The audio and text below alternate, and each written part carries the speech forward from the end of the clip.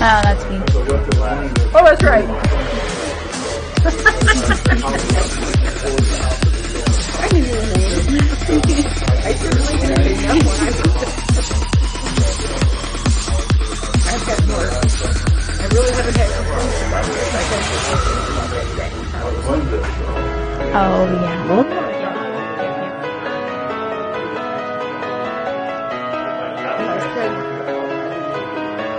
I would have been more freaked out.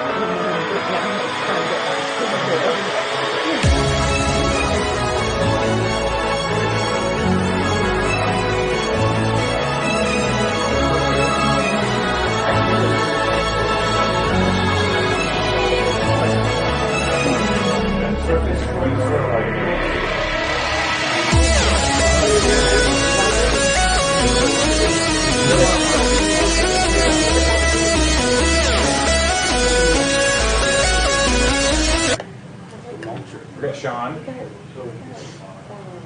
Hi, Mr. Connell. Can you hear us? Mrs. Kearns, can you hear us? I can hear you on my phone. I can't hear you on my computer. I can hear you. Sean, can you hear us?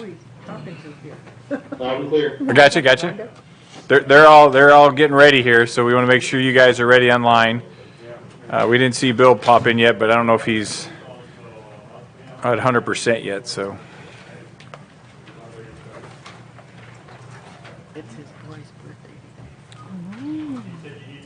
Hey, Rhonda, Sierra says she has more trees in her ward down than your ward. Is that true? Probably not. It might be a tie. Probably not. Because I think Ron could also vie for that in Ward 3. I know. Yes. You've been working outside. Yes, a lot. Now I got to finish up Thor Walton and then transition to roofer. Hey, you said you're a lumberjack roofer. Yeah. Hey, Matt. Hi, Lyle. Sitting way back there. Is that you're doing social distancing? Well, I figured if I hide behind him, I might stop it. That means you're right field because he was second base, right? Yes, were you second base, Ray? That's where I played at, was right field, left field and center. Second and short? I knew that. Left field. A left out. Left field. Left down. Left out. Left field. Left field. You probably had some speed. Oh, yeah, I did. I had good speed, but my batting wasn't very good, but boy, I was good on the field itself. So. Ran down a lot of balls.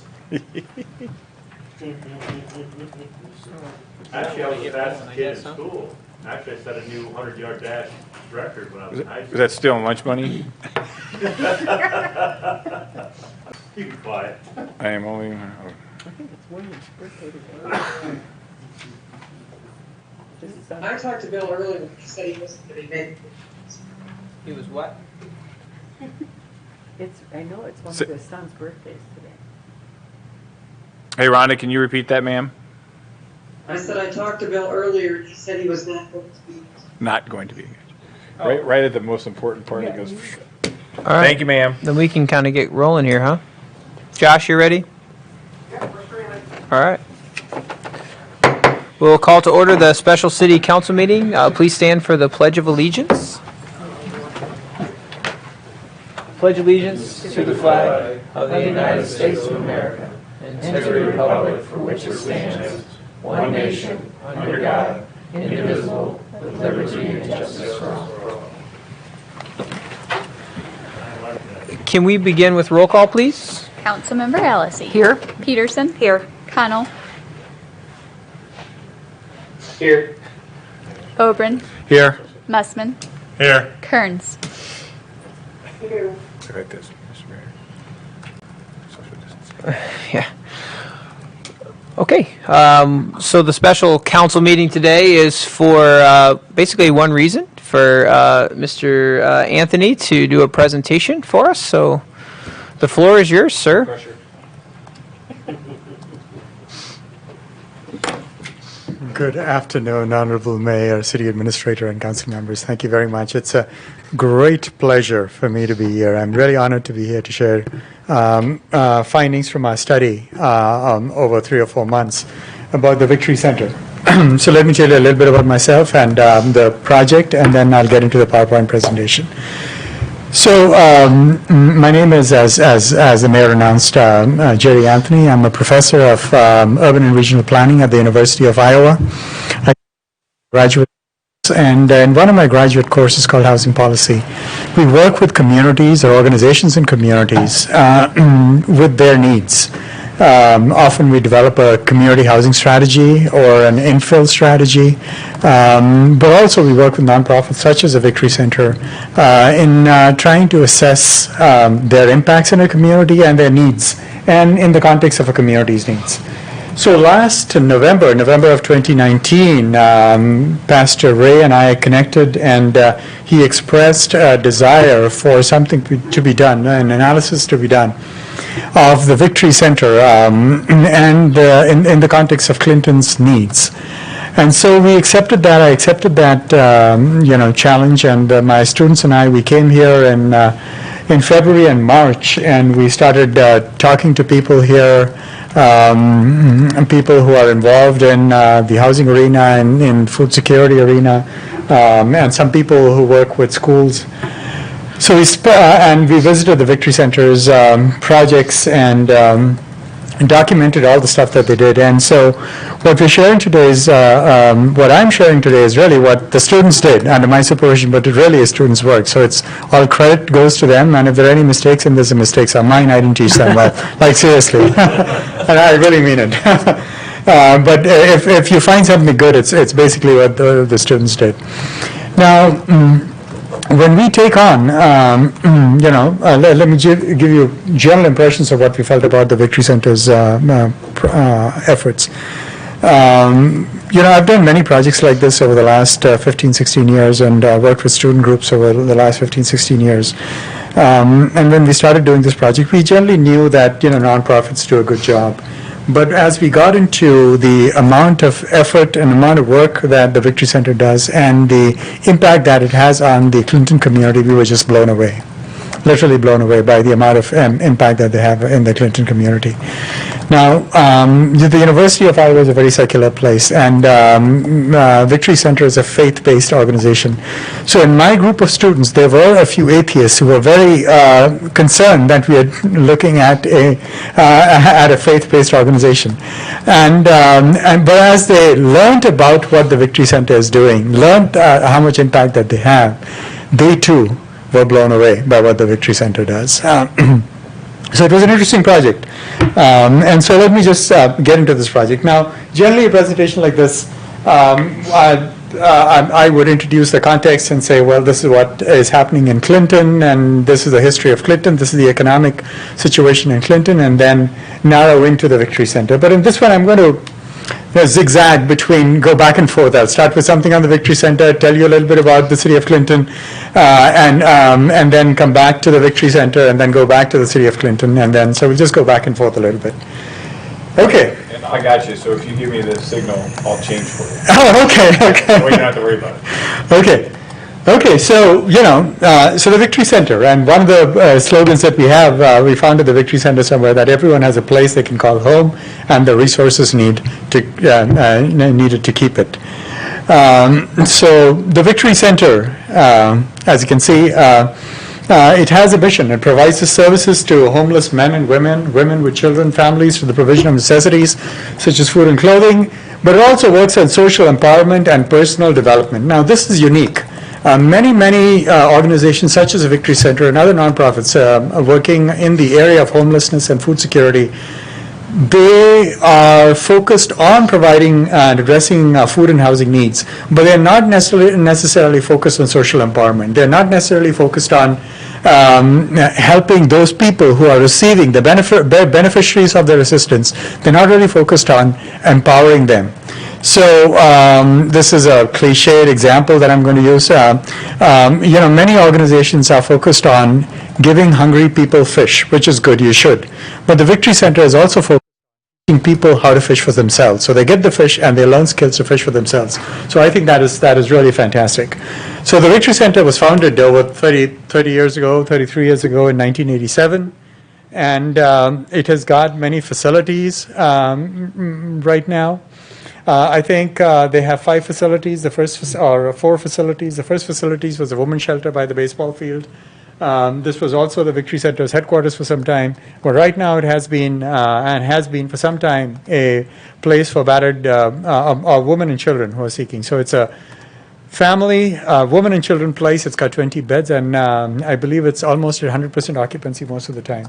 And then there is, on 9th Street, the men's shelter and dining area, the chapel and food pantry, and then the Victory Center International Headquarters just opposite that. And some distance away from all of that is the transitional shelter facility, the old YMCA building, which I believe is a recent addition, maybe 3 or 4 years ago, and perhaps not with the Victory Center for too long. I guess the future of this facility is uncertain. But nonetheless, it's got 4 facilities, and in many cities that we work, nonprofits such as the Victory Center do not have 4 facilities. They do not have their scope and scale of operations is not as extensive as Victory Centers. So the fact that they have 4 facilities is a reflection of the impact that they have, the lives that they reach, and the lives that they touch at the Victory Center. Has anyone here not gone to the Victory Center or seen any of their buildings? Okay, you haven't seen the women's shelter. No. But everyone else has seen some of these buildings, right?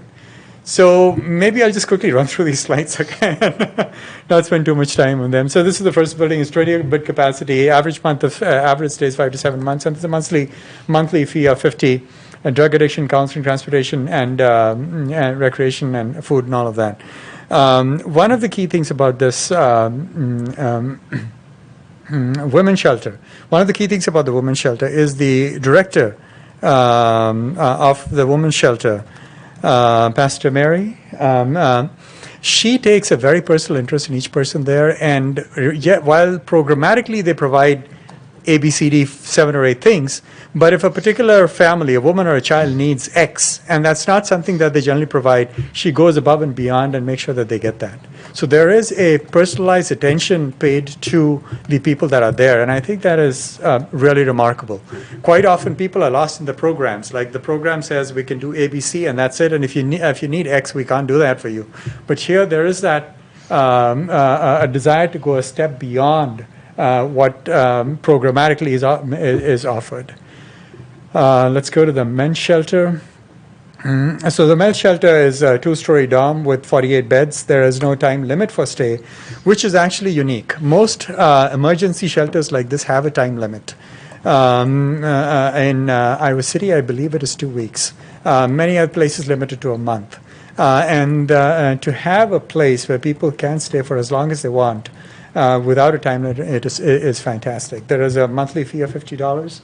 Attached to that facility is the dining hall that many of you must have seen, and this dining hall not only serves the people who are living in the men's shelter, but is open to the community. It serves meals, 2 meals, lunch and dinner every day, and then a food pantry is opened up every Saturday, and about 130 families on average benefit from the food pantry every week. I'm sure the numbers have gone up in the last couple of weeks. If they haven't, they're going to go up soon after the $600 benefits have expired.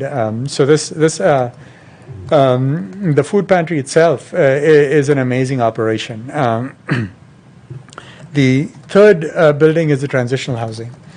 The transitional housing exists in a building that has a strong skeleton, but the muscles and skin of this building are really, really tattered. The basic structure, to the best of my knowledge, seems very, very good, but it has a lot of maintenance, a lot of deferred maintenance needs to happen, but nonetheless, the Victory Center has taken this on, how many, 3 years ago? 10 years ago. Wow, that's fantastic. And have been doing amazing work with this building. 28 single rooms. The monthly fee of $430 that people pay includes all utilities, includes access to laundry machines, and residents can eat for free at all the facilities that the Victory Center has. So this is a great facility, and I believe in summers it is almost close to 100% occupancy. I don't know about this year because there's some uncertainness about this would go, so I think numbers have dropped a little bit. And winters numbers strangely come down. In most transitional facilities, in winters numbers go up and they drop in summers, but here for some reason summers are up and winters are down. But nonetheless, this is their transitional facility. Now, in the last year or so, the Victory Center has introduced this, the 9-month program. And in this program, it's a faith-based program where people volunteer to participate in this. They get lots of benefits. Base level benefits are helping overcome addiction, helping with resolution of legal and tax-related difficulties, but also training to become economically self-sufficient. And the goal here, as I said, is to teach people to fish or teach people to become productive members of the labor force, rather than being just dependent on the on the taxpayer, to now be active participants of the labor force, return to the labor force as active participants and contribute to the economy of the place. And people in the men's shelter, if they can access the men's shelter and stay there for up to 4 weeks. But after 4 weeks, they are sort of required to make a commitment to this 9-month program. And if they do, they can stay on in the shelter, and then lots of things happen. Now, in the program itself, they pay that monthly fee of $50 to the shelter, which everyone pays, and half of that monthly fee goes towards an escrow account, only in their name, which is held in their name. And once they complete their 9-month program, all the savings in the escrow account are made available to them. And then people can use those savings. So it's 25 times 9, so about $200, $225. They can perhaps put more into the escrow account if they want, but they have a small chunk of change that could be useful to make a security deposit should they move out of this place to a rental place. So they have that. And as I'm sure all of you know, security deposit is a big impediment to lots of people getting rental housing. In Iowa City, there are lots of people. There are lots of homeless people. And there are people who are living on the margins, and they can actually afford rent. They can pay $400, $500 for a small single-room occupancy unit, but they don't have the money to make a security deposit, and therefore they end up paying $30 a night in a motel, paying twice or thrice of what they would pay if they just had the security deposit. So having that $225 is a big plus for people, because it really helps people move to transitional housing and stable housing and affordable housing. They're also required to have daily devotion sessions, weekly chapel meeting, weekly spiritual healing classes, and weekly drug addiction prevention, treatment, recovery courses. This, again, is a holistic approach to dealing with the problem of homelessness and transitional and transiency. A lot of people who are homeless have never had structure in their lives, are dealing with lots of legal issues. They're also dealing with deep spiritual issues. Now, they can come to this spiritual sessions that are, because Victory Centers, Christ Centers are Christ-centered, they don't necessarily have to become they don't necessarily have to become Christians or start attending church, but the teachings of Christ and the teachings that they're exposed to within those classes help them discover themselves, help them discover their deep spiritual problems, and come to spiritual peace. So even if they don't become Christians, and I don't think their goal is to necessarily ram Christianity down people's throats. It is offered to them. They can go through these classes and not become Christians, but even so, they will get something out of it and come out better people, spiritually healed people, productive people who can be contributing to society. And just before we go into Clinton community, just one more thing. In housing, in the housing policy field, it is now well recognized that all these support services are really crucial to get people to transition away from homelessness or from transitional housing into permanent housing. It is well recognized. HUD in 2012 or 2011, so about a decade ago, began a program called Housing First, where rather than housing homeless people in transitional shelters or in night shelters, they said, well, we got to house them in more permanent housing and provide them with all kinds of services such as this, some kind of structure in their lives. Because if we don't provide them, we'll get them into a homeless shelter. We'll put a roof over their heads for like 2 weeks, 4 weeks, maybe 6 months. But then they'll go out beyond the streets for some time and they'll come back on. Like it's going to be a revolving door. So rather than have a revolving door, let's put some upfront investment, higher investment upfront, and transition people away from homelessness more permanently. So this is a good approach, and especially the focus on economic self-sufficiency is fantastic. In 1984, Bush 1 began a program called Operation Bootstrap under HUD, called Operation Bootstrap, and the goal was to help people who are getting housing assistance in public housing or Section 8 vouchers or housing choice vouchers, to help them become financially self-sufficient and come off dependency, federal public assistance. That program was an experimental program for 2 or 3 years, became so successful. The Bush 1 administration said we must expand it, and in 1990, it became a federal program called the Family Self-Sufficiency Program. HUD operates this, and there are about 900 family self-sufficiency programs across the country, and today about 45,000 families enrolled in them, so not large enough, but very, very significant. So the program has been in operation for about 30 years, one of the best family self-sufficiency programs. The two of the best family self-sufficiency programs in the country are in the state of Iowa. One is in Council Bluffs, that was recognized as a very good program very early on, and the second is the Family Self-Sufficiency Program of Des Moines. Both of them provide a similar structure, other than the only thing missing is the spiritual component, the Christ-centered stuff, but everything else is there. There are spiritual healing meetings, drug addiction classes, and a strong focus on economic self-sufficiency. A lot of hand-holding by caseworkers for every person that comes in there, and dealing with their specific situation, dealing with the specific legal situation, specific tax-related situations of each person that comes into the Family Self-Sufficiency Program to help them transition out of that. So this program, though not quite the same, but has many of the elements of this very, very successful program. So I'm really pleased to see that this is happening here in the Victory Center. So let's go to the Clinton community. Now this is, I'm preaching to the choir here. This is, you guys know the Clinton history of Clinton much better than we do, okay? But we wanted to show you that we didn't just parachute in from Iowa City and say, hey, this is what works for you. This is your problem. We spent some time looking at the history of Clinton and the context of Clinton, so that we were better informed in our policy recommendations. And Clinton obviously is a great town, was a great town. It had its early history with in the lumber industry, and then about 100 years ago, it transitioned away from lumber to manufacturing and was a major industrial powerhouse in the state, if you will, till maybe about 30 years ago when some industries started leaving Clinton and going elsewhere.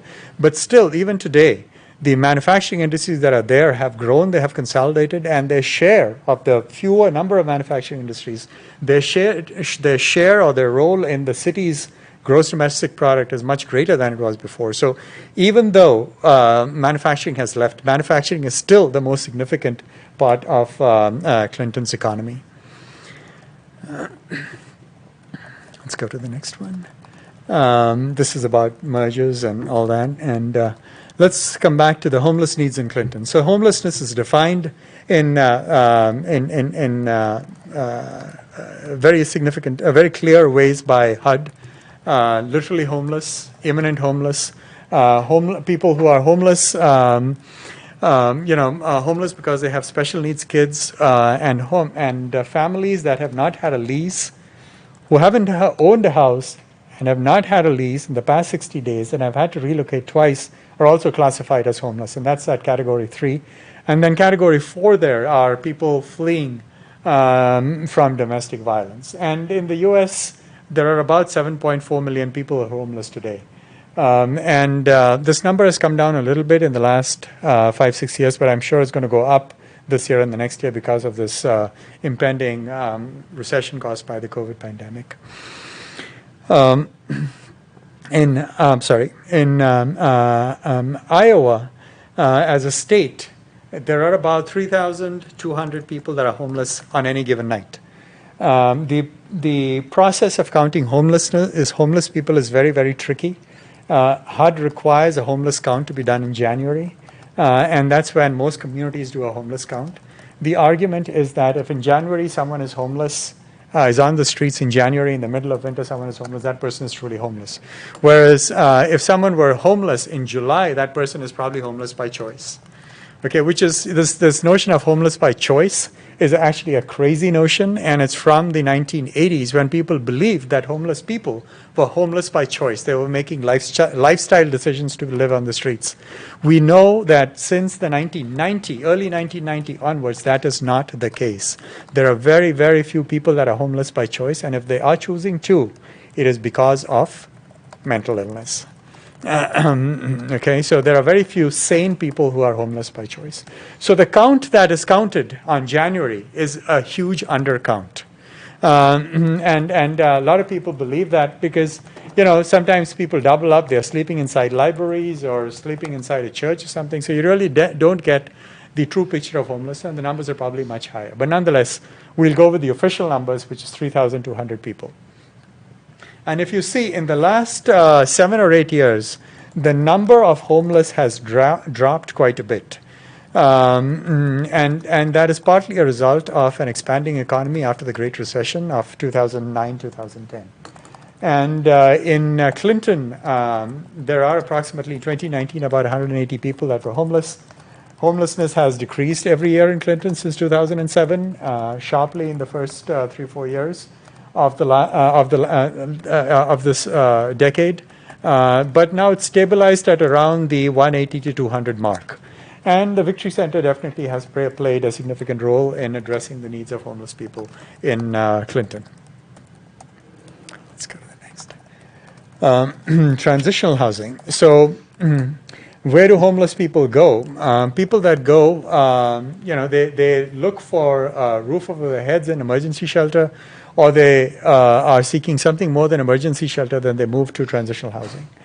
From 2016 to 2019, Clinton witnessed a significant reduction in those needing housing.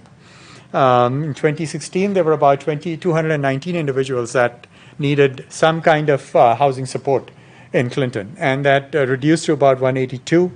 There are a number of people getting housed in emergency shelters in 2016 was 156 in Clinton, reduced to 118. The number of individuals in transitional housing was about 85 in 2017 and is about the same in 2019.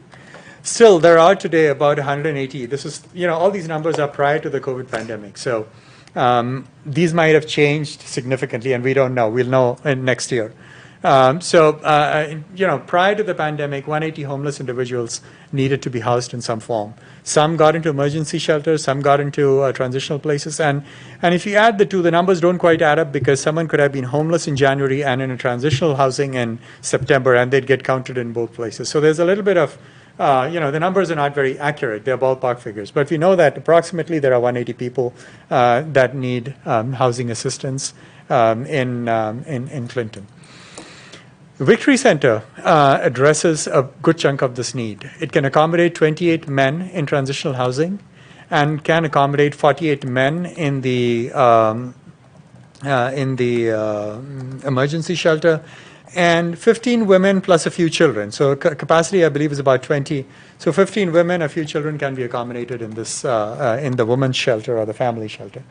So about half of the needs of the city of Clinton can be accommodated by the Victory Center facilities. That's assuming the transitional housing still exists, and the shelter house, the emergency shelter, exists as 48 capacity, and the women's shelter is there. So with those three facilities, about half Clinton's needs can be met by the Victory Center. Now, given the needs, the history of the Victory Center and the comprehensive services that the Victory Center provides for homeless people, there are many grant opportunities for the Victory Center, and we've in the report that we'll be submitting to them shortly, we've identified a few grant opportunities that the Victory Center can access. Now, unfortunately, the Victory Center is located in a very small community of about 27,000. If it had been located in a community of about 50,000, it would have many more grant opportunities, because many funding opportunities come to communities above 50,000. Usually they tell us we're too big for grants. In this case, we're too small. Yeah. So you're above the small town threshold of 10,000, but you're not there in the big. So it's like, the middle class gets squeezed, right? And so it's the same thing that's happening here. You're 27,000. You're neither there nor here. But nonetheless, there are opportunities for the Victory Center as well, and we've identified a few opportunities for the Victory Center to go for, and some of these are listed here. Emergency shelter grant funding opportunities, supportive housing programs funding opportunities. All of them are very competitive, and therefore being in a bigger place does help.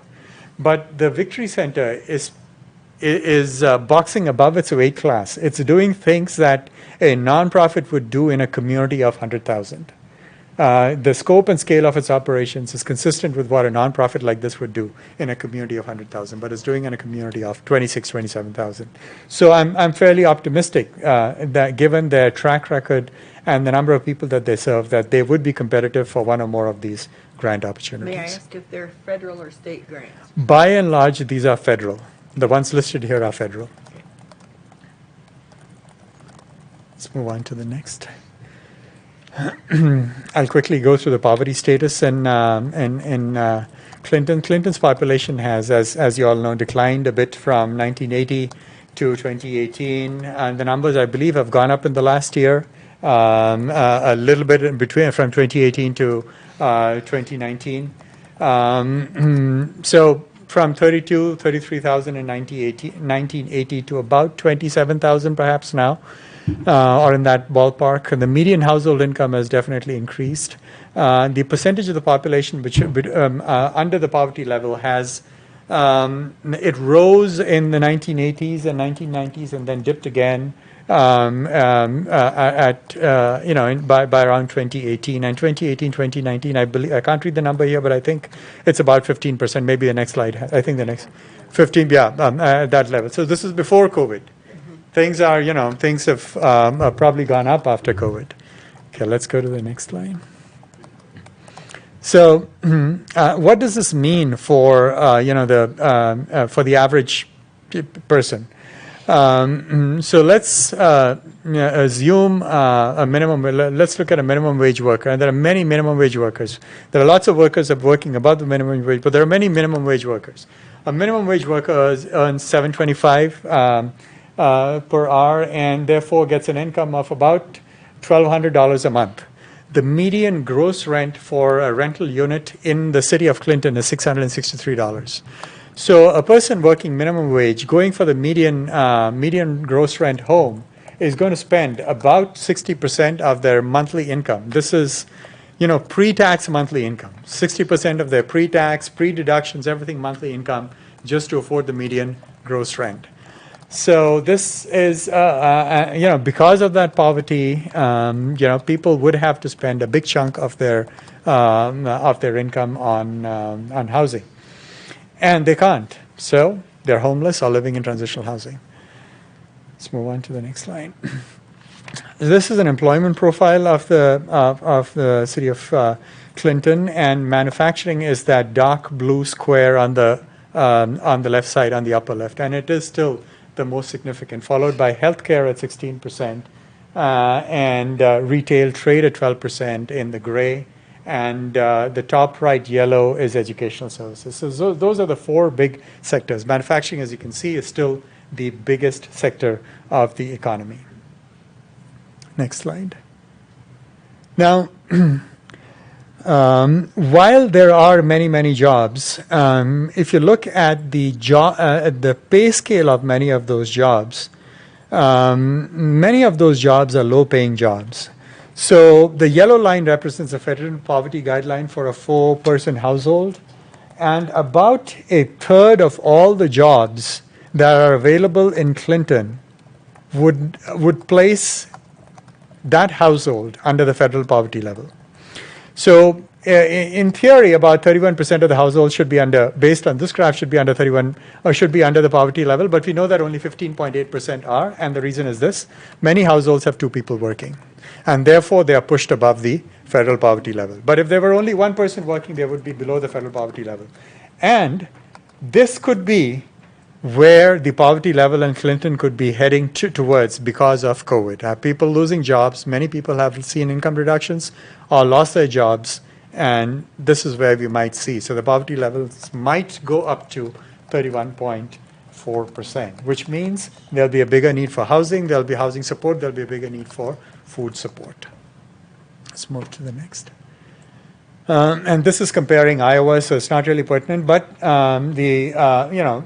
Clinton is in Iowa, so there's some, median household income in Clinton is 42,000. For the entire U.S. is 62,000. African Americans get paid much lesser than white workers. So that's the case for the state as a whole. Let's go to the next slide. Food insecurity is measured in multiple ways. Is defined as, food. Well, let's look at the definition of food security. It's access by all people at all times to enough food for an active, healthy life.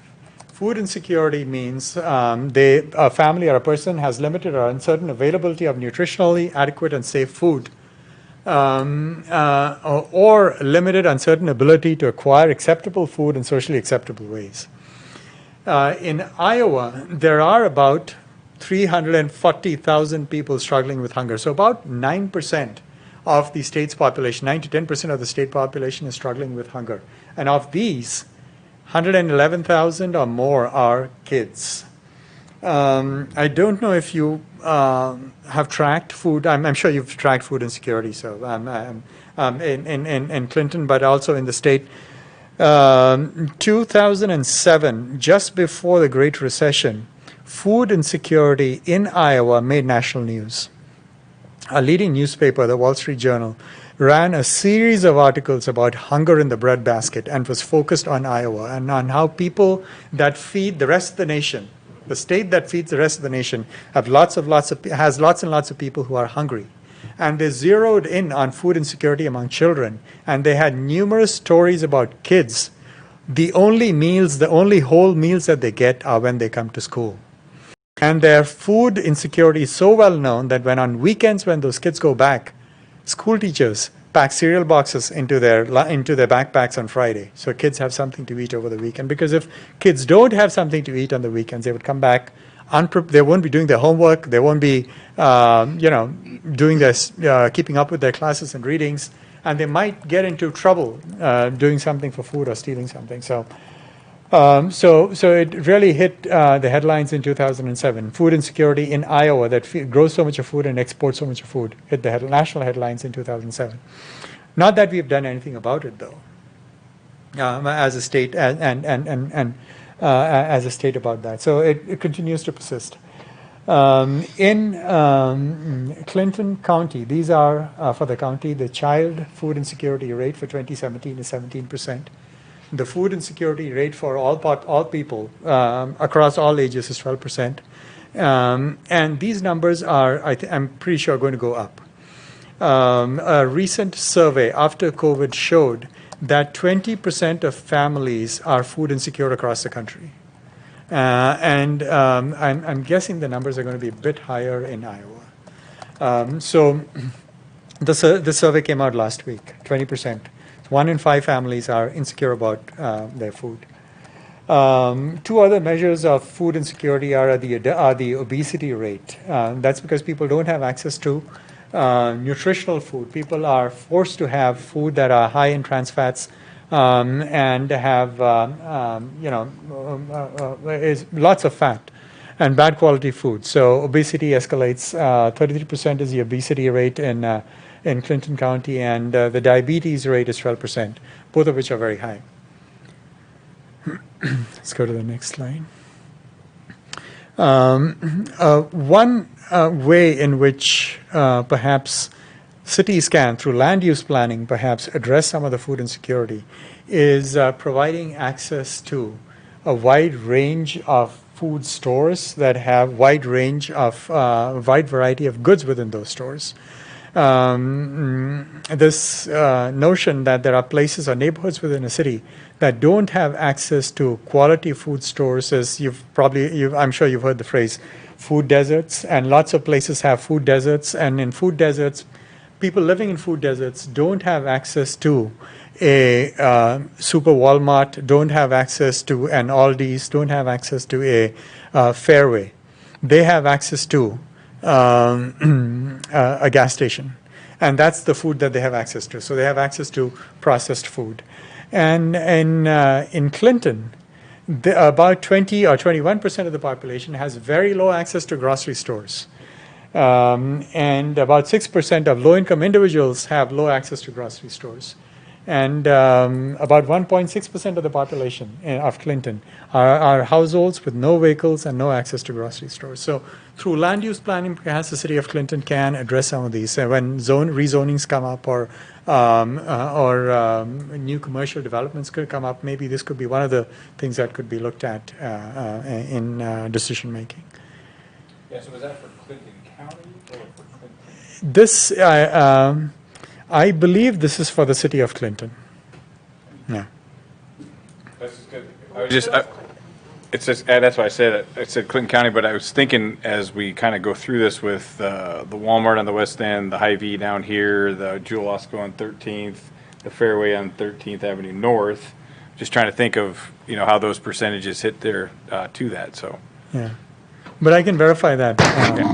Yeah, I'm reasonably sure the numbers on the right are for the city. The numbers Gotcha. on the left Are for the county. Are for the county. When this is low access, what does low access mean? Within 1 mile, within 2 miles, within walking distance, within? So beyond walking distance, so greater than 2 miles. Yeah. Okay. And also factored in is whether there is public transit available. And I'm not sure how good public transit in Clinton is. We actually have a very strong transit. Okay. Yeah. So that's Oh, we do, factored yeah. in too. So Yeah. that's factored in as well. Well, and we have paratransit. We also we pick folks up from their door to be able to go, and we have the bus routes that don't cover every single spot of town. Good. A good percentage of town. So you have that infrastructure there. So that's fantastic. And it could just be I know it's physical access to go in, but I think it's also combined with, do they have the available dollars to go in and then buy those things? Right. Exactly. So they may be next to it, but they can't get the stuff, and then they're going to use their little bit of money they have to buy that taco. Not that tacos are bad. Yeah. Versus buying some lettuce or something Yeah. for it. Yeah. Yeah. It's still sad. It Regardless. is, yeah. And this is Clinton County, Clinton, city of Clinton, but we have a similar problem in Iowa City, which is seen as a very progressive place. You have food deserts, where people don't have access to wholesome food. What is Clinton's ranking throughout the whole state? Do you know that? On food insecurity, Miss Julie. I forget that. About access, what is our ranking for food insecurity? I don't know. Okay. I don't know, but I can find out for you. Okay. Yeah.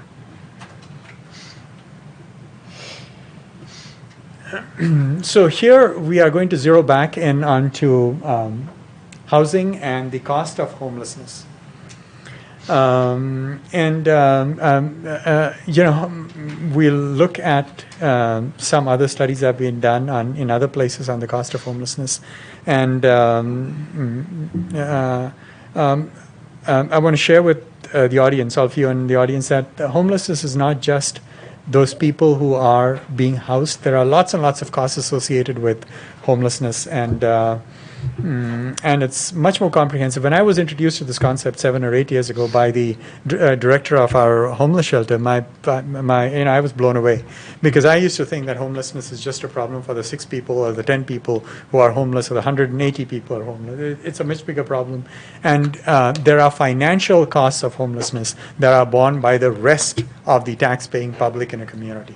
And so I just want to share some of that knowledge for pertaining to Clinton with you. So let's move on to the next slide. When people are homeless, many of them are sick. They don't have much money, and if they had some money, they would probably try to get into a emergency shelter or get into transitional housing. But they don't have much money. So if they have some money, they try to get into that shelter, but they have healthcare needs, and they keep postponing those healthcare needs. Still, that toothache that has been festering for 6-7 months becomes a dental ER visit. Then they go to the dental ER, get treated for it. They can't pay for it. Who picks up the tab? Everyone else picks up the tab. Similar story for fevers, aches, pains, and all that. They don't have the money, so therefore they keep postponing till it becomes an ER visit. They go for ER, they get treated there, and the rest of us pick up the tab. Homeless individuals are 3 times more likely to visit the than ER than people who are not experiencing homelessness, and twice as likely to return within a week of an ER visit to the ER for further treatment. There are studies show that a municipality can save a significant chunk of their budget that goes towards treating people if they were to use a housing first approach. And people experiencing homelessness are less likely to become true citizens of a community. They're less likely to care about the community, less likely to be really engaged and vested in the community. So let's see what are the costs. And I think I have some slides that show the cost. Let's go to the, okay. This is a study conducted in Iowa City, where in Iowa City they tracked 4 people, 4 frequent users. Dave, Ted, Joe, and Kent. Huh? Dave, Joe, Ted, and Kent. Yep, yeah. So 4 people, tracked them over 4 years and looked at how much these 4 people cost them. Now, these 4 people are the frequent users, okay? And in any community among the homeless population, there are frequent users. There are 5 or 6 people who are always there, who are always needy, who are always sick, who are always in the hospital and need a lot of attention. So these are the 4 people, that 4 men that in Iowa City they tracked and look at they track their expenses. These expenses are expenses for incarceration, expenses for hospitalization, both, and for transportation, all of that. And these 4 people used up $2.1 million between 2010 and 2014 in the Iowa City community.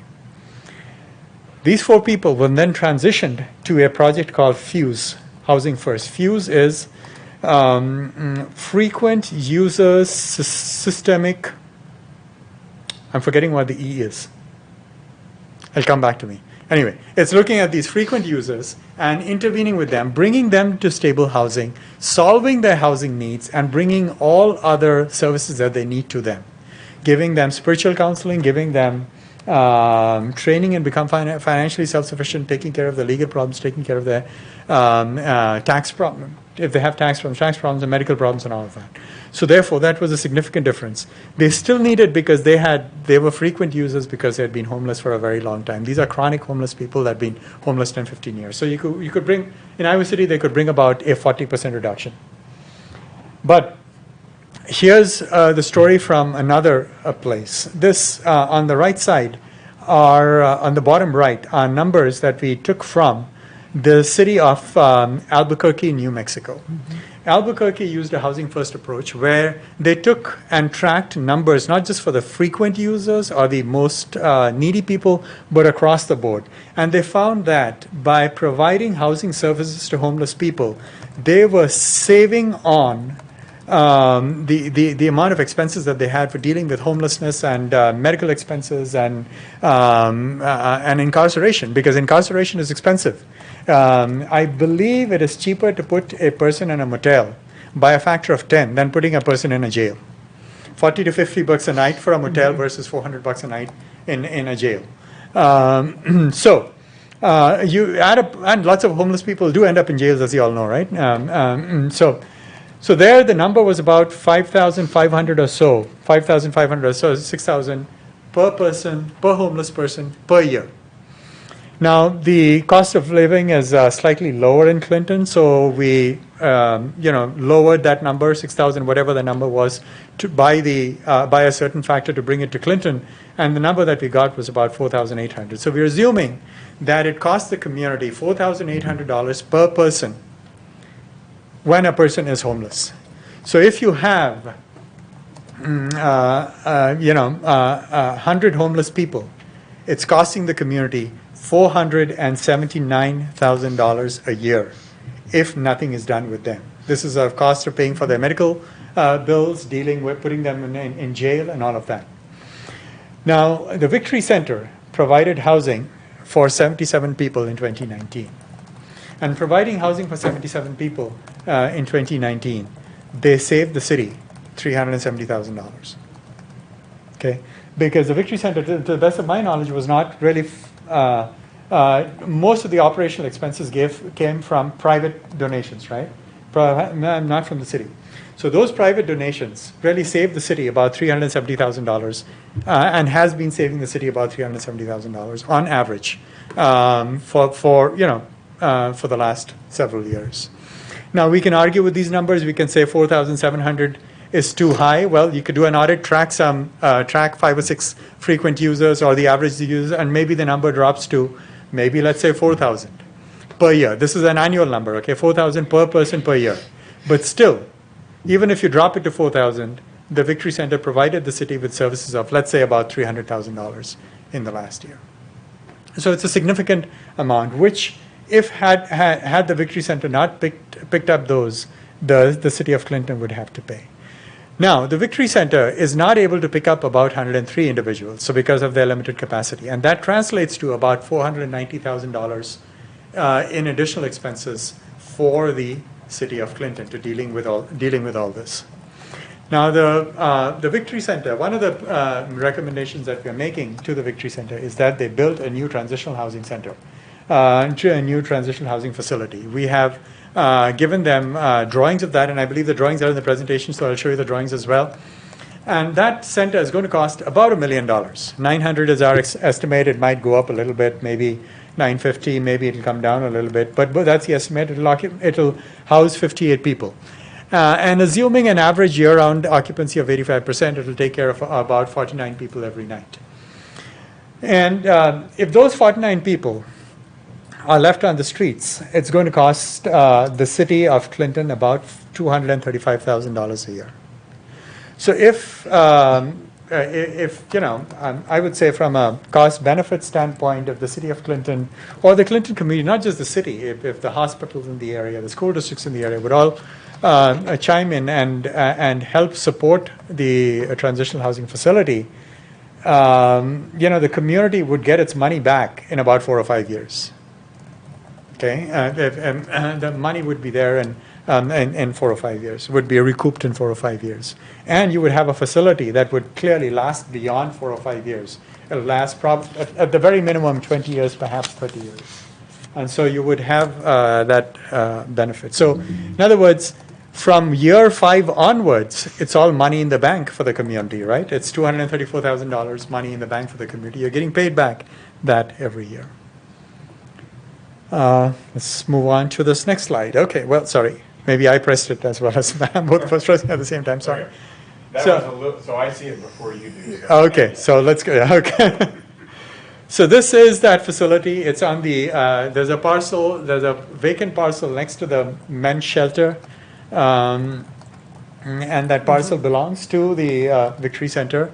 And we looked at the zoning code, and based on the setbacks required in the zoning code, we figured that this is the footprint possible for that building. I think it can go a bit larger, but this is the footprint that works very comfortable with the existing setbacks and all that on that particular parcel. So this is from the front. One is from the front, from the road. On the top left picture is from the road, and to the left, in the top left picture, what you see on the left is a representation of the existing facility. So this new facility would be jutting out towards the road. It's a bit longer than the existing facility, and would accommodate a new dining facility on the lower floor. The picture on the right is from the other side. It's not from the existing shelter facility, but from the other side. So you see the long wall of the new facility. Let's go to the next slide. And here are the first floor and second floor plans of this facility, and the front side is on your left. So on the first floor, you would enter, a person using the dining area would enter from the left, and there is this dining space, lots of tables there, and would accommodate all the seating that is currently there in the existing shelter house. And then there is a kitchen and pantry space. There are two staircases to comply with the fire code, one at the front and one at the back. And there is a vestibule that connects this new building to the existing building. And on the top floor is an open dorm style facility for men. And it has got lockers in the center. Right in the center, you see a row of lockers that provide some kind of privacy for the people on either side. And then common restrooms, and as I said, two stairways on the left and right to comply with the fire code.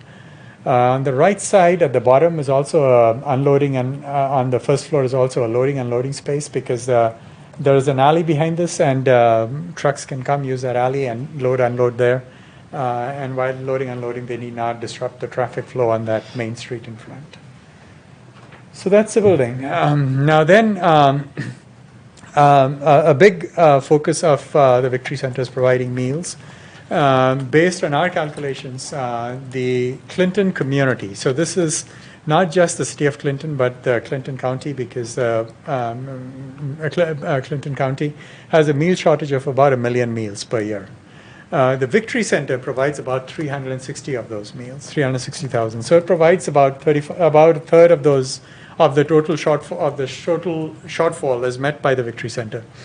And the state of Iowa, we estimate, provides about 200,000 meals, primarily through the free reduced lunch program. So these are meals made available to kids, and on Fridays, meals packed by the school teachers for kids as they go home for the weekend.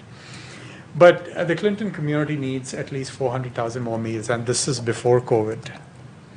The numbers are going to increase much more, I'm sure, after COVID. So there's a huge meal shortage in the community. And clearly the Victory Center can expand more. They can probably serve more people.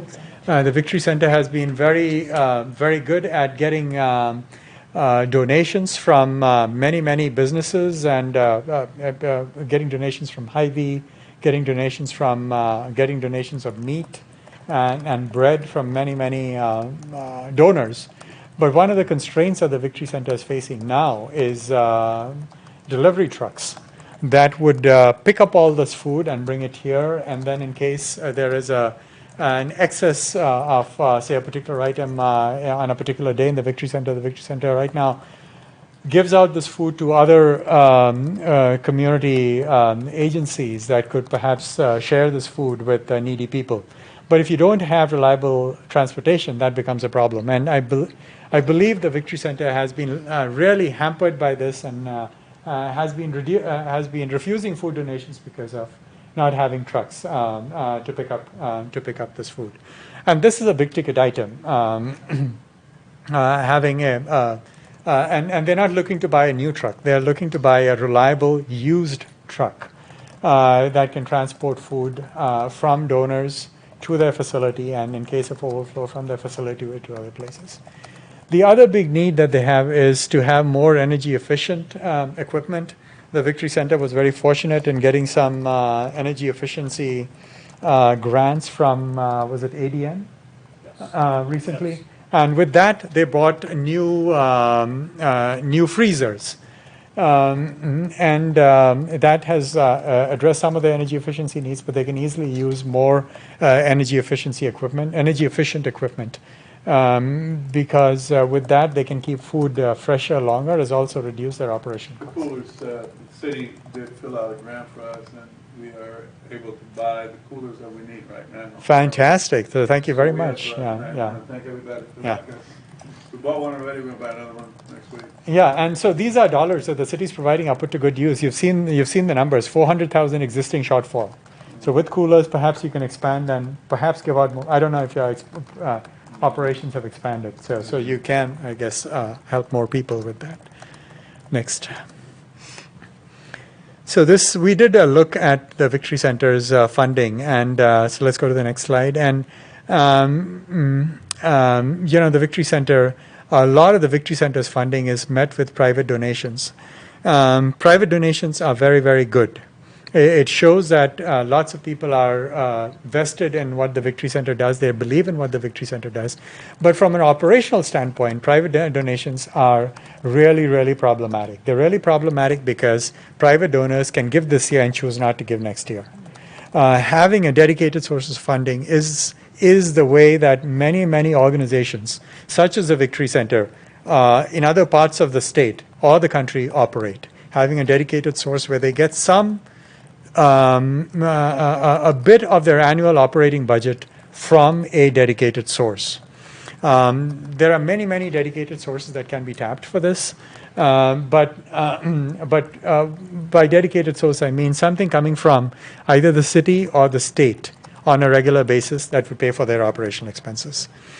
In bigger cities, cities that have a population above 50,000, these are called, in HUD parlance, these are called entitlement communities, and because they're entitlement communities, they get federal CDBG grants that come to these cities on a non-competitive basis, and federal home grants, HOME grants that come to these communities on a non-competitive basis. 15% of that money is reserved for operational expenses of nonprofits. So in any community above 50,000, a nonprofit like the Victory Center, and in scope and scale, the Victory Center is acting like and doing like, operating like a nonprofit in a community of about 50,000, would get a certain amount of funding from the city or the county. Hey, Jerry, could we submit them in as a county? Because that'd be over 50,000 people. Because is there any other thing in the Clinton County that even provides what you guys are doing? Yeah, but HUD looks at a city, and unfortunately, that's the way HUD looks at it. HUD's incorrect. Yeah, HUD's incorrect. Yeah, I'm not saying that HUD is correct. I'm not arguing for HUD. I agree with you. Not the delay, but we're so regionally focused, and we have so many people from even Illinois and stuff that can take advantage of this. Yet we get treated however we just get pushed aside. Yep. And so they keep putting money in all the big cities in Iowa, and all the other smaller cities continue to die because people are going to migrate to that to be able to get those benefits. So. Exactly. I completely agree with you. They also went to regionalization here about 6-7 years ago, and that hurt a lot. I think, for the city, that a lot of the benefits and things are in the Davenport area. Whether it be mental health or other things, Yeah. you have to go down there versus having some ability to be able to fix it here. Right, and yet, there are cities that are doing remarkably well, and nonprofits in cities that are doing very well, who could really use these regional dollars, right? Could really use these regional dollars and serve the community, because Davenport surely is not serving the homeless people of Clinton. or the hungry people of They Clinton. don't have a way to get, excuse me, they don't have a way to get down there. Exactly, yeah. But I think if we took few of these snapshots here and provided them to Deb Durham at IEDA and said, look, just treat us like anybody else in the state of Iowa, what we're doing, Yeah. not what our size are, and say, why can't we compete for something within the state to be able to assist us as well? Yes, I would really approach the Iowa Department of Economic Development, but also the other organization, the other state agency that Ms. Durham heads, the Iowa Finance Authority. Both those organizations have, especially the IFA, they have flexibility in granting, and if you make a strong case, and I think there is a strong case to be made here, you can get some funding. Perhaps one-time funding, but ideally ongoing funding that could help support the operations. Well, So they the- just give us 1.5 million. 1.5 million, build the place, have a few years of operational support, we take that. Yeah. Look at it this way. Okay, I'm just thinking aloud here. Let's say the state gives the Victory Center $1 million to build that new facility. Building that new facility would save the Clinton community about $240,000 a year. So maybe you can take some money from some other pot and give maybe 40, 50, 100,000 to the Victory Center from that saving for operational expenses. Okay. So yes, so that upfront $1 million could really go a long way, even if it's not operational expenses, could go a long way. So I guess I'm making an argument for some kind of operational support, because without that operational support, the Victory Center is really hamstrung. Also, once there is that regular, a small amount of money that comes regularly from somewhere, organizations like the Victory Center can leverage that for much more. So if you go to a private donor and say, well, we get, let's say, $50,000 from the county of Clinton and $20,000 from the city of Clinton, with those dollars, we are able to leverage 7 times more, $350,000 or $400,000 more. So wouldn't you like to participate with us? Because there is this. So the leverage ratio of what centers like the Victory Center can leverage is very, very high. And that with a little bit of dedicated funding on an annual basis, they can really do much, much more. So basically, this is the summary and recommendation sheet, and we've gone through all of that. So we've been, so there it is. One of the key things that we've done for the Victory Center is actually document their impact. So they would be much more positioned to put together good grant applications, because a lot of nonprofits, such as the Victory Center, Victory Center is not alone. They focus and spend a lot of their time on doing the work that they should be doing and not documenting what they do, which becomes a problem for them when they are looking to apply for a state or a federal grant. They need to show some evidence of what they've done, and they don't have that. They have all these files full of stuff that they have done, but not a pithy, comprehensive document that captures everything that they do. So that's one of the things that we have done for them in our report. Put everything together. So when they are applying for grants, they can pull, cut and paste stuff from that report and use And it. a wise person once told me you should always have a study on the shelf, because there's always going to come a time when they're like, hey, there's money available if you had a study completed. Right. If you have matching funds that you Yep. can put, and if you're not sitting poised and ready, then you miss. Yeah, exactly. So they are now poison ready, and they can apply for some grants, but, getting some money from the city or the county would also be very, very helpful. Do we have a slide after this? I think we have a couple more slides, maybe. Yeah, well, that's it. It's one of the things posted on the women's shelter. There's a notice there that says every day is a day. There are lots of good, sayings all across the shelter, so we put one of those and put it up on our site. Well, sorry, I've rambled on and on. I didn't mean to use more than half an hour, but I've taken about an hour of your time. I'll just shut up, and it's all yours.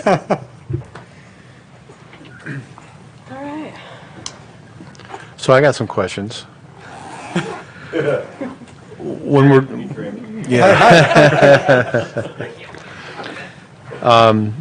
we're talking about posing how people can learn to feed themselves. Yeah. We're also talking about how they can get a job going forward too. Have we ever considered, what we're doing with housing on a way to do, how Clinton High School does their I can't remember the name of the program right now. Building trades. Building trades, there you go. Where maybe we could do that. So. Have you been sitting in on the neighborhood improvement committee? Right now of Yeah.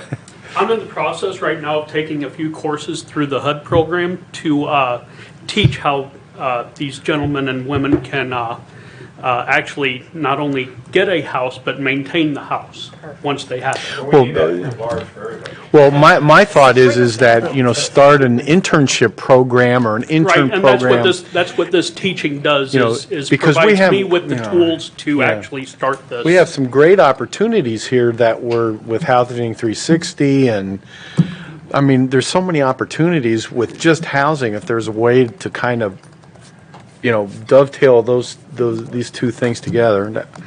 Another thing, You know, this guy that just gave you the answer was a former drug abuser. yeah, I saw that on the sheet here. And today, he's my right-hand guy, taking care of the residents. Oh, you're not turned You on. gotta turn the bottom on, sorry. Yeah, you got to turn the bottom on. Hold it down real quick, and you'll see it light up on the side. Okay. There you go. No, this man, Richard Paul, when he came in a few years ago, he was strung out on drug addiction and substance abuse and all that. And today, he's the residence manager. He's wearing a tie. He looks Yeah, good. I'm wearing a tie today and doing incredible work, tremendously educated and, you know, and what he's doing right now is amazing. He filled out the COC grant, which we hope we get, continuum of care grant. I don't know whether that's competitive grant or not, but that's something that if the city can help us endorse something like that, will revolutionize, you know, our work. So. Currently, the city of Clinton has no rapid rehousing program since the YWCA canceled theirs. And one of the things that I'm trying to do is, now that I'm educated in that particular branch of HUD, I'm trying to use some of the COC grant to reinstitute that for Clinton. Yeah, and that was another one of my points. You know, the YW still works through that and had such a wonderful program there, but things got cut, and it's like there's got to be a way to dovetail all. There are still a lot of people at the Y I know that you know are way interested in what you're talking about. You know, if we can get some more synergy of that, you know, there's a lot of good things. And the other thing that, you know, we keep bringing up is the mental illness part of homelessness, that, you know, all these regionalization that Julie brought up is, you know, going away from our community. We got to find a way to bring that stuff back. I think that's going to take some lobbying. Yeah, it will. It will. Yeah. And then the other thing, a question that I had is when we were talking about how it costs the community dollars, when we, we see that of our fire department's EMS program, where 80, 90 calls a week are emergency, resourced. I wonder how much of that is homeless people, how much is it really costing us, as a city that, not that we're dealing with, accidents, but we're dealing with illness at the same time. That might be something to look into down the road. I mean, COVID-19 is gonna kill us. I brought it up to Scott this week too, that, going into our budget year, for 2021 or 2022, I don't know, whatever that is. 21, 22. Yeah. Some year. Fiscal year ending 22, there you go, is that COVID is going to play a significant effect on how we budget. And we don't know a lot of, like what you're saying there are not a lot of pieces of information that we're going to be able to use, and we're going to have to create a budget not knowing those pieces of information. We're going to have to try to guess what's going forward, and now we're going to have more homeless people to deal with too. Maybe we can figure something out. I don't know. Just Are you a partner or affiliate with Bridgeview Mental Health? I'm not. Yeah, we partner with them, Okay. yes. Yeah, we've always had, yeah, Thank you. absolutely. I was just going to say that. And then one more little question. The status of the transitional housing facility, how is that changing? Is it going to change? What are we looking for on that change, going forward? How does that figure into this whole issue going forward? Well, that's a very important question you asked, because the reality is this whole presentation was based on that. We have to move out of the YMCA that we took over 10 years ago and move these 50% of the disabled people that are living there this whole time into some kind of facility if we lose that facility. So we're thinking that this new facility is where they're going to live. So that's the whole issue on that. And the other part of that is the food pantry. Trying to take the food pantry away from the men's shelter that we have now, currently. These homeless men have to deal with food distribution themselves. So it's a mess, in that building. So by building this new building, we bring the food pantry, storage facility, and the distribution center right into that new building. So it's food pantry, and to get the people from the Y over to this facility living in the second floor. That's the whole idea in a nutshell. As to this presentation, to be able to raise that kind of money, it's going to take, a huge help as a community. That's really the main reason, for this presentation. That we're trying to do the very best we can at this moment, and it looks like it's going to get seriously worse in the coming days. But there's a second option, and I think you mentioned that, Matt. You said something about, well, what if we just give you the YMCA and we fix that monster on, right next door? That's a possibility if there was funding for that. If we were to stay there, it would need a lot of rehab, major, rehabilitation. And you had talked about, you may know some way into that, but you wanted to see the facility first. Yeah. So. Yeah. The elephant in the room is right now it could be lost on tax cert. So somebody else could buy it. And so if somebody doesn't, then the city would become the owner, which we really don't want to become the owner for that. And then that way it would not be available because we can't be renters. We're not going to be renters in this case, or landlords. So that would be the piece that we need to have to address as well. Well, we lose cash flow. The Victory Center would lose between $7,000 to $8,000 a month, to defray the expenses of operation, because the transitional housing recipients there are the ones that pay for, you said 430. I think we only charge $390. Oh, is it? Yeah, it's $390. But the point is that money comes in and it helps the overall operation. So by eliminating that cash flow, we are in trouble. I think we have to take a page of the book from Napoleon Hill. And I don't know if you ever read the book, but basically, without giving the title away, the Reverend was really struggling with, for 2 years to try to find money for something he wanted to do with the school. So he basically said, finally, this is it. My desires come to an end, my perseverance. I'm going to write a sermon, and I'm going to give the sermon out and request money. Well, that day he was so excited, he left the sermon at home, went to the church, but he got there because he'd spent 2 years with the desire and the persistence to do this, gave the sermon. A gentleman named Armour came up to him afterwards and said, come see me on Monday, gave him $1 million and started the Armour Technology School. Wow. Because he wanted to teach people how to actually continue to learn in life. So as we talked about months ago, not everybody knows the story. You guys know it because you live it. And as Jerry says, you live it every day and it's hard to capture this. Well, now it's captured in a document.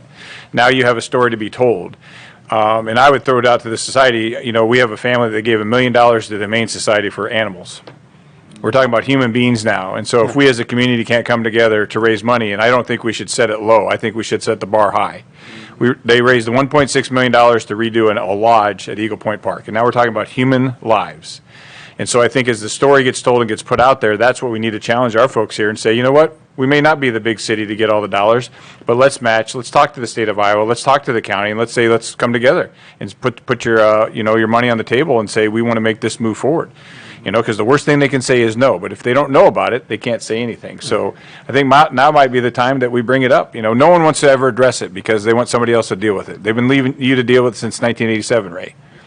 And now it's time to say, okay, let's go, folks. And I don't want to, short circuit any of the folks that donate each and every year that to the cause and help. We want them to continue, but now's the time that we say, hey, are we going to move forward in this, or are we going to go backwards? And my question I was going to have too, because it's always a tough thing, is like, how is the HUD piece even done?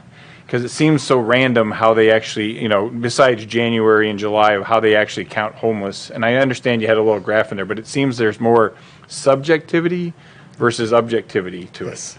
Counting the homeless is a big problem. And there's no, there's so much of double counting and undercounting. It's really crazy. You can only make good estimates of what's happening. And so, the number might be, I think we have a very conservative estimate there at 180. It could only be higher than 180. So at least 180 people are there. The thing I would say is, for the study goes, if you really want to nail it, we really need to, when we give, Mr. Paul here, we need those examples to highlight from you guys to say, this is what we're doing, but this is what the outcome is. Mm-hmm. And this is why where your effort and your donations and your grants would then, if we could do this at this level, we could double our output or triple our output for putting human beings and letting them have a chance at life again. Yeah, and I really like, Matt's idea of going to the community. Mm-hmm. I agree. I think that if the community can help raise some money and then we can turn around and apply for some grants through that and show the community is backing just as much as the city is, I think it'll raise a lot of awareness. And actually, if the community pitches in, even the state looks on that very, very favorably. Mm-hmm. If you can go with, say, 300,000 from the community and go to the state and ask for 500,000 more, the Absolutely. state is, right up, up front is, for you, disposed to give you something. So. In the last month, you were talking about the program that we have. The community, about five or six enterprises and our community businesses have hired, giving them a second chance, women and homeless men, to work after they have gone through our program a certain amount of time. It's working out perfectly. So last week, one of the kids graduated after the 9 months. I give him a check for $5,000 that he has saved up for the 9 months. Can you imagine that? He already has his apartment. He just got his apartment, right? Yes. He bought a car. I showed him where to buy the car, and I bought the car for him with this money and all of that. And 3 weeks before that, one man that went to the 9-month program, I gave him a check for $4,000, and he's buying a house today. He's already living there with his mother and his sister, right next to the administration building, right behind there. Those are success stories to tell you what this program is doing. They're actually now paying, a mortgage payment. Mm-hmm. Paying taxes on the house. And paying taxes on the house and all that. So, these kind of things. And Fernando Subia that just left. I gave him a check about a few days ago, right? And he had also $4,000 or $5,000. And so, this is working, and just turning lives around. Just hanging tough in there. But to bring an issue that you just mentioned, Greg, the mental thing is serious. Something has to happen, but it's a United States problem. Everywhere. All missions like ours suffer with this one because you have to have a certified individual that knows and understands mental handicaps. And when you don't have that, you're in a lot of trouble. But we handle as much as we can. There's a certain limit that we have. For instance, the women's home and the children, you can't have a person with a mental, handicap working around many, many children that we have there. We can't even accept them. So you have those limitations with the women and children, there. So, but it's an issue that has to be discussed because they're out there. And some of them are living out underneath the bridges and cars and all that because it's hard for us to accept them. So, but they're human beings. We got to do something. Mm-hmm. But we have helped DeWitt and Comanche with the food only grant. I don't know if it's okay with you guys, but I consider that Clinton. So we have been the excess food. We've been helping the food pantry in Comanche and also in DeWitt, and we've been helping even the Foursquare Church when they've run out of stuff. We help them as well. Mm-hmm. So we've been distributing the food to other food pantries in our own area. My wife is very good at that. She's been running. Yeah. I have a quick question for you. How many people in the rehab program do you have currently? Like right now? Mm-hmm. When you're saying rehab, you're talking about... the 9-month program. Yes. Wow, we, right now, we've had as much as 10 or 11. We're down to about 5 or 6. So currently in the emergency shelter, we're housing 28 people. Yeah, we have 28 people now, but... As far as for the 9-month program, we have 9 people. 9 people are working. Dollar General, Clausen's, Fulton Corp, these are some of the agencies that are working with us, partnering with us, as we recommend these individuals. We lay the law down. You better work right, and you better do it right, because it's not going to come back on me, or you're out. So they know they cannot stay at the shelter if they mess up in the work site. So think about it. That's a motivating factor for them. And they're so far, so good. So far, so good. They're hanging right in there. So far with the 9-month program, we are at 100% success rate. Wow. 100%. That's awesome. It's a good number. Well, let's work on that a little bit. How this 9-month work program starts is kind of like a prelude of what the 180 is doing down in the Quad Cities. Yeah. So this is something we've been wanting to do for years. Couldn't quite get it going, but 180 was successful, so they showed us how they did it, so that's what we did. So we do, when they first come in, the first 2 weeks, they don't do nothing. After 2 weeks, they have to make a decision. Do you want to be with our program or not? You got 2 weeks to make your decision. So after 30 days, they either sign the contract with us that says, okay, now for the next 9 months, okay, we'll go put you to work, we'll find some work for you, but they still have to go through our spiritual programs. If they quit the Victory Center, for some reason they said they don't want to do it anymore, then they're not allowed back into our 9-month program. It's done. That's a permanent right there, so they have to stay. So once they start working, then is their paychecks, their first paycheck, we take them to the bank, right? We show them 10% for tithing, right? We take out their housing fees for the Victory Center. Then half of that goes into a savings 50%, account correct. in their name only, and they can't touch that for 9 months. That's how come they get $4,000 or $5,000 plus more, because then we take half of that when we hold that accountable for them. So if they want, let's say, hey, I need to go to the store and I need to buy some clothes. How much do you need? Well, give me $75. So we give them 75, but you have to bring the receipt back so we know that you spent it on what you need to do, so we can teach them how to budget. So when the time comes, when they're done at 9 months, they can either they can stay in the shelter for a little bit while longer, but we want them to get their own place.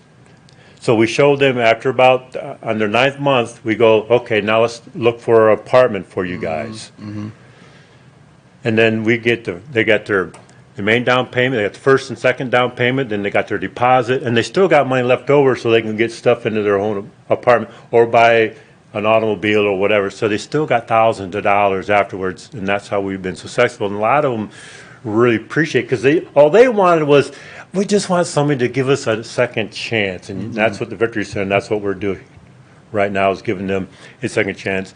And what we're seeing now is some of the businesses are seeing the success of what we're doing. They say, you know what, we want to be part of that program too, because we know that you're sending us dependable people. See, we evaluate them. My resident manager and us, what we do is we evaluate those for 30 days, and then we know what kind of work do you like to do. So that's what we do. We pick the work that they like to do and see if they qualify for those jobs. We don't want to send somebody who doesn't know how to do an electrician to do electrician's work. So we want to make sure we get the right qualified people to do these jobs that they are there Some good men with tremendous talent, I'm telling you, construction workers, and we're like amazed right now, the type of quality work that they are performing, really incredible. So actually, if we built this, 2 of the guys are top-notch construction workers. They can build it on their own. Pretty incredible. Have you thought about starting maybe an internship with like plumbing outfits here in town, plumbing companies, building trades and stuff like that? So that's a really good somebody idea. Could actually learn a trade. Yeah, that's a really good idea. We got one guy, he came through here. One guy, Martise. Remember Martise? That guy, he came in there, he was down and out. And right now, he graduated from CCC with what was it he graduated with? EMS. An EMS. And now, he's just waiting for a call from the fire department to be hired on an EMT and their chaplain at the same time. because he went through actually, we helped him pay for his college courses.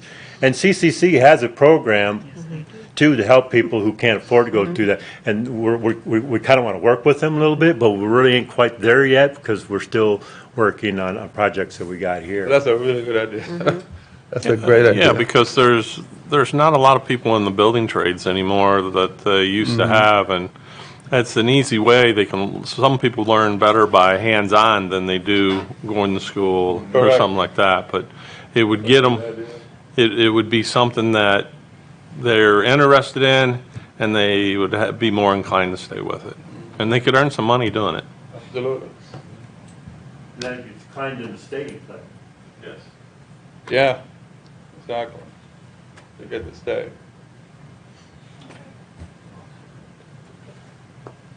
All right. Okay, if there's no other questions, thank you, Mr. Anthony. We appreciate you taking your time to come here and give this presentation. Pastor Ray and crew, thank you for coming. And we also want to give a special thanks to your students who worked hard on this project, but because of COVID, weren't able to be here. Yes. So hopefully some of them are watching out there in YouTube land or TV land or Probably something. evaluating him. Yeah. Actually, they'll be coming back because they couldn't really experience the community like they wanted to. They got a glimpse of the community and they were enthralled by it. And half the students working in this group are international students. Oh, wow. This is their first time experiencing an Iowa river town, and the couple times they loved it, and then COVID. You gotta go. I'm so sorry. He's gonna start throwing things soon. Yeah, so this was they got a glimpse of a wonderful town, and they want to come back and get more of it. So they'll be coming back. Give us a few months to get our riverfront spruced up again, and Get our trees. let's give us a little bit. Well, thank you very much. Really appreciate the Yes. opportunity. Thank you. We thank you for being here. We need a motion to adjourn. Sure. I'll move that we adjourn. Second. Second. Okay. We are adjourned. Thank you. Thank you, everybody.